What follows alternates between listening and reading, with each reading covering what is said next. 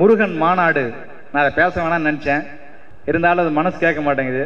உண்மையில் முருகரே கோபத்தில் இருக்கிறார், உச்சகட்ட கோபத்தில் இருக்கும். ஏன்னா பக்தர்களுக்கு கோபமா இருந்தாலோ, பக்தர்களுக்கு ஏதாவது ஒரு பிரச்சனைனாலோ அறநிலையத்துறை தான் அதை சரி செய்யணும். முருகரே கோபத்தில் இருக்கும்போது யார் சரி செய்வா? அதுவும் அறநிலையத்துறை தானே செய்யணும். அதனால உச்சகட்ட கோபத்தில் இருக்கிற முருகரை, முருகப்பெருமானை, நான் தீவிரமான முருக பக்தன், எங்கள் முருகப்பெருமானை கோபம் தனித்து குளிர்விப்பதற்காக திருச்செந்தூர் குடமுழுக்கில் ஓய்வில்லாமல் உழைத்துக் கொண்டிருக்கிற 7ஆம் தேதி தான் அவர் கூல் டவுன் ஆவார்.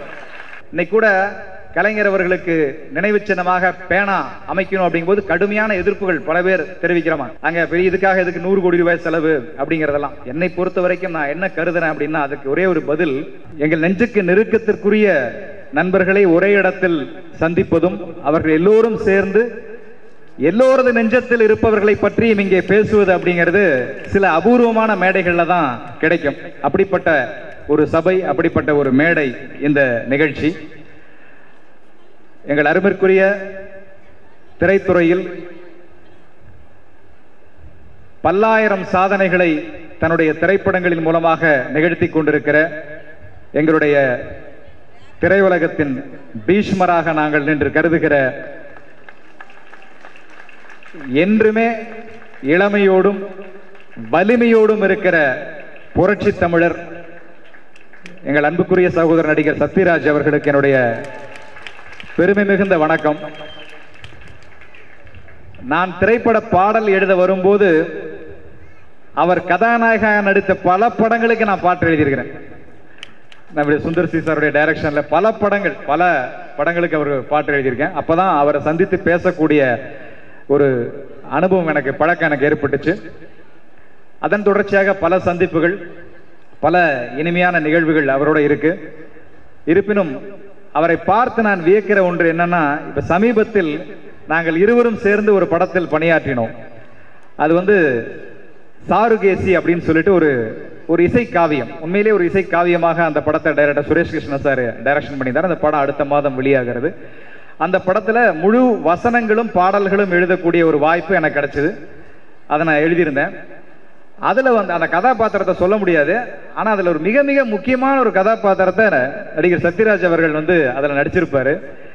அப்ப வசனம் எழுதுறதுக்கு முன்னாலே எனக்கு டைரக்டர் சுரேஷ் கிருஷ்ணா சார் சொன்னாரு, இந்த ரோலை சத்யராஜ் சார் தான் பண்றாரு அப்படின்னு சொன்ன உடனே நான் முதல்ல வேற ஒரு வெர்ஷன் எழுதியிருந்தேன், வசனங்கள் டயலாக்ஸ் எழுதியிருந்தேன். சத்யராஜ் சார் இந்த ரோல் பண்றாருன்னது எனக்கு ஒரு பெரிய ஆச்சரியமா இருந்தது. அவர் பெரியார் படம் நடித்தது என்பது ஒரு மிகப்பெரிய ஒரு சாதனை.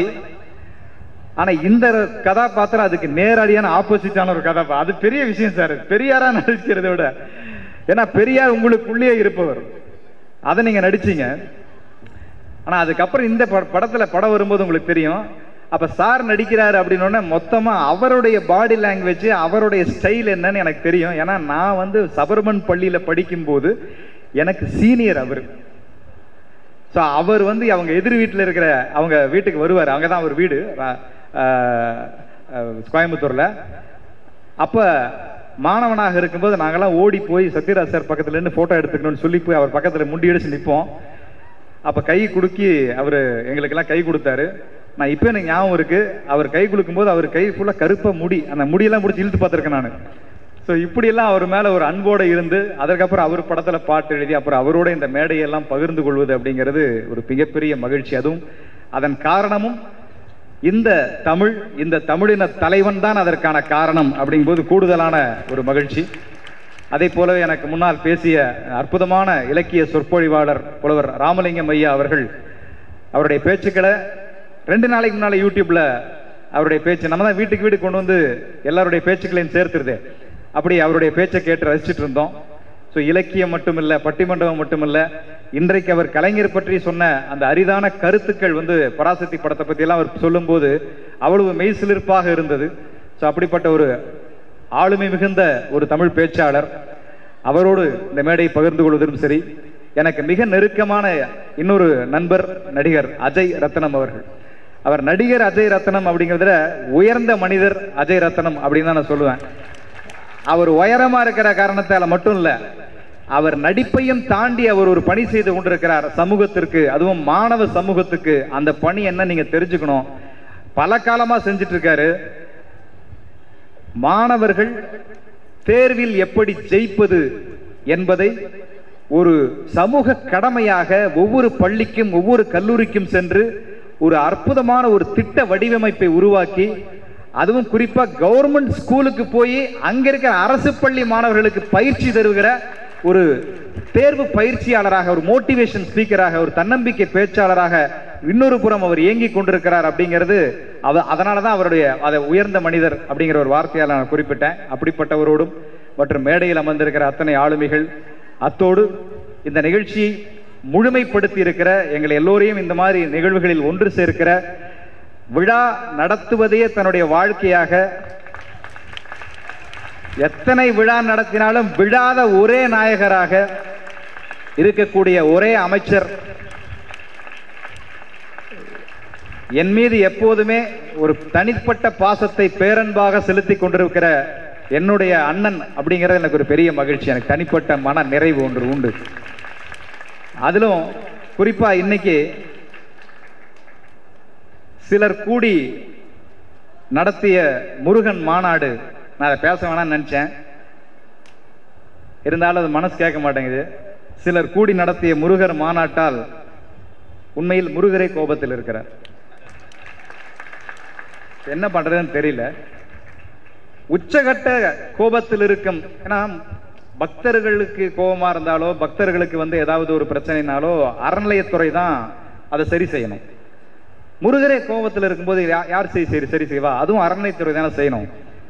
அதனால உச்சகட்ட கோபத்தில் இருக்கிற முருகரை, முருகப்பெருமானை, நான் தீவிரமான முருக பக்தன், எங்கள் முருகப்பெருமானை கோபம் தனித்து குளிர்விப்பதற்காக திருச்செந்தூர் குடமுழுக்கில் ஓய்வில்லாமல் உழைத்துக் கொண்டிருக்கிற 7ஆம் தேதி தான் ஒரு கூல் டவுன் அவர். அதற்காக ஓய்வில்லாமல் உழைத்துக் கொண்டிருக்கிற எங்கள் பேரன்புக்குரிய அமைச்சருக்கு என்னுடைய அன்பான வணக்கங்களையும், மேடையில் இருக்கிற அத்தனை அன்பு உள்ளங்களுக்கும், எதிரே அமர்ந்திருக்கிற அத்தனை கலைஞரின் பிள்ளைகளுக்கும் என்னுடைய நெஞ்சார்ந்த வணக்கங்களை சொல்லுகிறேன். நண்பர்களே, இது ஒரு பெரிய ஆச்சரியமான ஒன்று. என்ன அப்படின்னா, நான் சுருக்கமாக என்னுடைய உரையை நிறையான மணி ஆயிடுச்சு, நிறைவு செய்கிறேன். ஒரு பெரிய ஒரு ஆச்சரியமான ஒரு விஷயம் என்னன்னா, ஒரு மனிதரை பற்றி 100 மணி நேரம் பேசலாம். ஒரு மனிதருடைய சாதனைகளை, ஒரு தலைவருடைய சாதனைகளை பற்றி 100 மணி நேரம் பேசுறதே ரொம்ப பெரிய விஷயம் இந்த காலகட்டத்தில். ஆனா ஒரு மனிதரை பற்றி தொடர்ச்சியா 100 ஆண்டுகளாக பேசிக் கொண்டிருக்கிறோம். இன்னும் 100 ஆண்டு ஆனாலும் பேச போகிறோம். எனக்கு நல்ல ஞாபகம் இருக்கு, ஒரு 40 வருஷத்துக்கு முன்னாலெல்லாம் என்னுடைய சொந்த ஒரு கும்பகோணம் பக்கத்தில் இருக்கக்கூடிய ஒரு சிறு கிராமம் உட்கோட்டைங்கிற ஒரு பகுதி. அங்க பொங்கல் விழாவுக்காக எங்க அப்பா அம்மா என்னை கூட்டிட்டு போவாங்க. அங்க போகும்போது நான் பார்ப்பேன், நிறைய இடங்கள்ல, குறிப்பா தேநீர் கடைகள்ல கருப்பு சிவப்பு துண்டணிந்த நபர்கள், எல்லா தேநீர் கடையிலையும் கலைஞர் படம் போட்ட நாள்காட்டி இருக்கும். அங்க 2 பேர் ஒரு கருப்பு சிவப்பு துண்டணிந்த 2 மனிதர்கள் உட்கார்ந்து இருப்பாங்க. கையில ஒரு தேநீர் கோப்பை இருக்கும். சுட சுட சுட காரசாரமாக ஒரு அரசியல் பட்டிமன்றம் நடந்துட்டு இருக்கும். அரசியல் பேசிட்டு இருப்பாங்க. அப்ப எனக்கு புரியாது என்ன பேசிட்டு இருக்காங்கன்னு. ஆனா அது கலைஞரை பற்றி இருக்கும், மற்ற அன்றைய நடக்கிற அரசியலை பற்றி இருக்கும். எல்லாத்தையும் அந்த கிராமத்து திமுக வளர்ந்ததே தேநீர் கடையில தான். டீ கடை தான் திமுகவினுடைய பெரிய பாசறை. எல்லா டீ கடையிலையும் அன்னைக்கு அரசியல் பேசாதீர்னு எழுதுற அளவிற்கு தேநீர் கடைகளில் அரசியல் பேசப்பட்ட ஒரு காலகட்டம். எல்லாரும் அரசியல் பேச ஆரம்பிச்சா. அந்த காலகட்டத்தில் அரசியல் பேச ஆரம்பிக்கிற ஒரு ஏர் ஓட்டுகிறவருடைய இதயத்திலே அரசியல் நெருப்பு எரிந்தது. ஒரு மூட்டை தூக்குகிற தொழிலாளியின் மனதிலே ஒரு அரசியல், கோயிலுக்கு பூஜை செய்கிற பூசாரியின் மனதிலே ஒரு அரசியல் பேசுவதற்கான ஆர்வம் எழுந்தது. எல்லா தரப்பு அரசியலும், எல்லாரும் பெண்கள் வீட்டுக்குள் சமைத்துக் கொண்டிருந்த பெண்கள் குழாயடிகளிலே அரசியல் பேசக்கூடிய காலகட்டம் ஆரம்பமானது. எல்லா இடங்களிலும் அரசியல் பேச வைத்த ஒரே நபர், இன்று நாம் பேசிக் கொண்டிருக்கிற ஒரே நபர், இந்த ஒரு தலைவனால் மட்டும்தான் இந்த அரசியல் விழிப்புணர்வு என்பதே உலக தமிழர்கள் மத்தியில் ஏற்பட்டது. அது வரைக்கும் அரசியல சிலர் மட்டும்தான் பேச முடிந்தது. பாமரனுக்குள்ளும் அரசியல் அறிவை, ஞானத்தை கொண்டு போய் ஊட்டியவர் நம்முடைய முத்தமிழறிஞர் கலைஞர் அவர்கள் மட்டும்தான். அதாவது நண்பர்களே, பல பேர் கேட்கிறான் கலைஞர் என்ன அப்படின்னு இருக்கு. இன்னைக்கு தமிழ்நாட்டில் கலைஞர் அப்படிங்கிறது ஒரு சொல் அல்ல, அது ஒரு சொல்ல பார்க்கவே முடியாது. அப்பா அப்படிங்கிறது ஒரு சொல் தான், ஆனா அதை சொல்ல பார்க்க முடியாது. எல்லாருக்கும் தன்னுடைய அப்பா ஒரு சொல் மற்றவங்களுக்கு, ஆனா அவனுக்கு அவனுடைய அப்பா என்பது சொல் அல்ல, அது உணர்ச்சி. அம்மா என்பது பெற்ற மகனுக்கு சொல் அல்ல, அது உணர்ச்சி. ஒவ்வொரு தமிழனுக்கும் கலைஞர் என்பது சொல் அல்ல, அது உணர்ச்சி, அது இனத்தின் உணர்ச்சி. நான் 3 விஷயங்கள்ல கலைஞரை இன்னைக்கும் பார்த்து எவ்வளவோ பேசியிருக்கோம். கலைஞரையா பற்றி நிறைய மேடைகள் நிறைய பேசியாச்சு. இருந்தாலும் 3 விஷயங்கள் அவரை ரொம்ப பிரமிக்காம இருக்கவே முடியாது. ஒண்ணு, அது வரைக்கும் தமிழ் மொழி வளர்த்திருக்காங்க. பல இலக்கிய காலங்கள்ல இருந்து நிறைய பண்டைய காலங்களில் தமிழ் மொழி வளர்த்து எவ்வளவு பேர் வளர்த்திருக்காங்க. தமிழ் மொழி என்றால் அது தனித்துவமான மொழி என்பதாக மாத்திரம்தான் தமிழ்நாட்டில் அது அடையாளப்படுத்தப்பட்டு வந்தது. அது அறிஞர் அண்ணா, பெரியார், கலைஞருக்கு பிறகுதான் தமிழ் மொழி என்றால் அது தன்மானத்தோடு தொடர்புடைய ஒரு மொழி அப்படிங்கிற ஒரு பதாகை என்பது எழுப்பப்பட்டது. அது கலைஞருடைய அந்த தமிழ் மூலமா தான் நமக்கு கிடைச்ச ஒரு பெரிய பெருமை.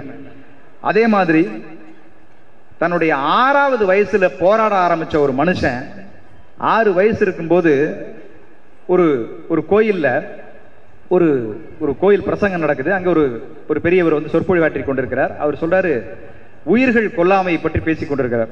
உயிர்களை கொன்று உண்ணக்கூடாது, பாவங்களிலெல்லாம் பெரும் பாவம், அப்படி பண்ணுனா நமக்கு நரகம் தான் கிடைக்கும் அப்படிங்கிற மாதிரி உயிர்களை கொல்லாமை பற்றி பேசிக் கொண்டிருக்கிறார்.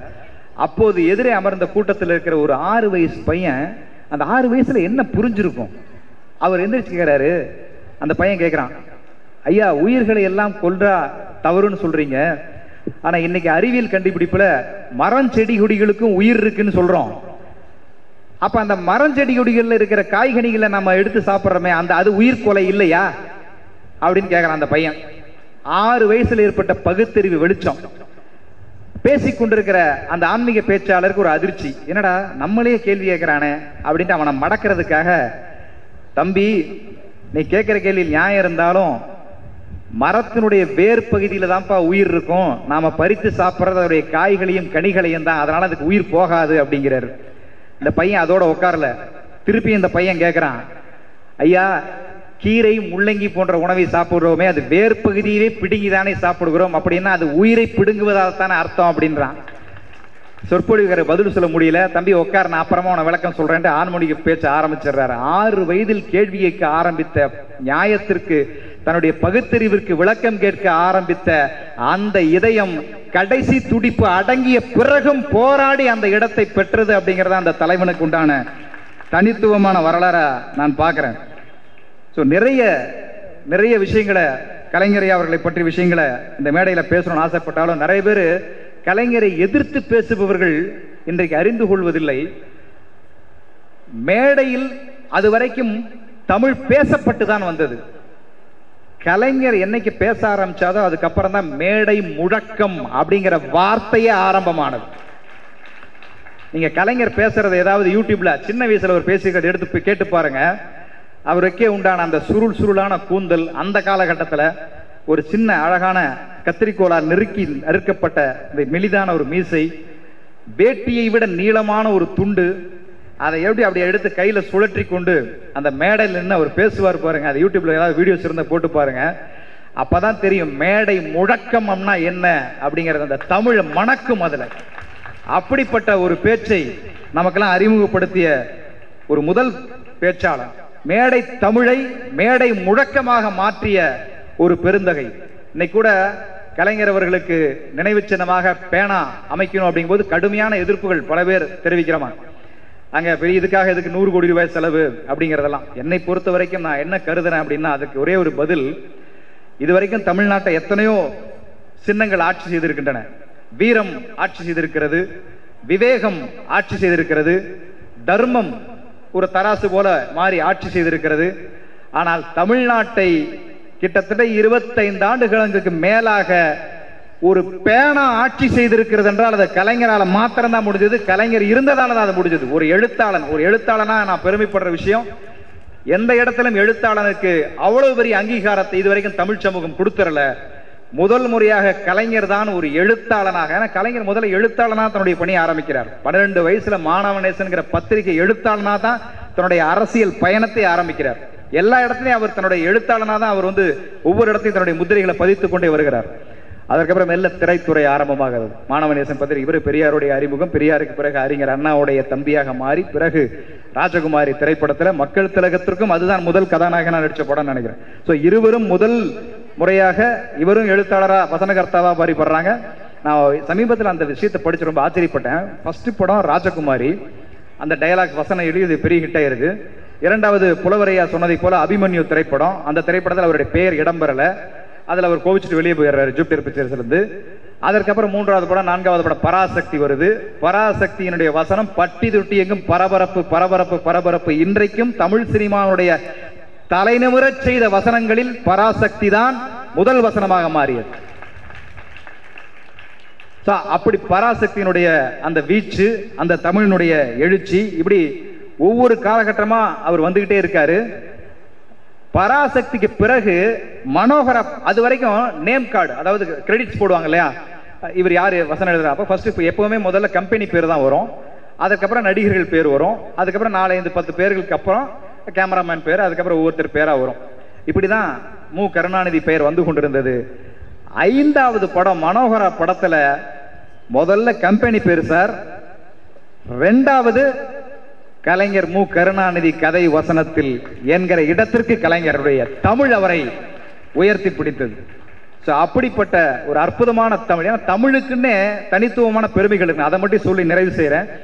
தமிழுக்குன்னே ஒரு பெரிய சிறப்புகள், கண்ணுக்கு தெரியாத பல சிறப்புகள் ஒளிஞ்சிருக்கும். சமீபத்தில் ஒருத்தரோட பேசிட்டு இருந்தேன். அவர் அந்த அற்புதமான ஒரு தகவலை சொன்னார்.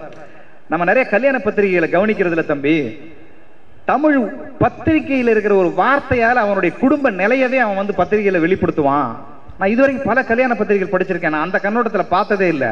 அவர் சொன்னார், அந்த சகோதரர், ஒரு கல்யாண பத்திரிகையில் ஒரு கல்யாண வீட்டில் பண்றோம்னா சில கல்யாண பத்திரிகை இருக்கும், ரொம்ப வடமொழியில் போகும், ஜேஷ்ட குமாரன் ஜேஷ்ட குமாரத்தின். இந்த ஜேஷ்டங்கிறதுக்கு என்ன அர்த்தம்னு எனக்கு இன்னும் புரியல. ஆனா சில பேர் தமிழ்லயே பத்திரிகைகள் அடிப்பாங்க.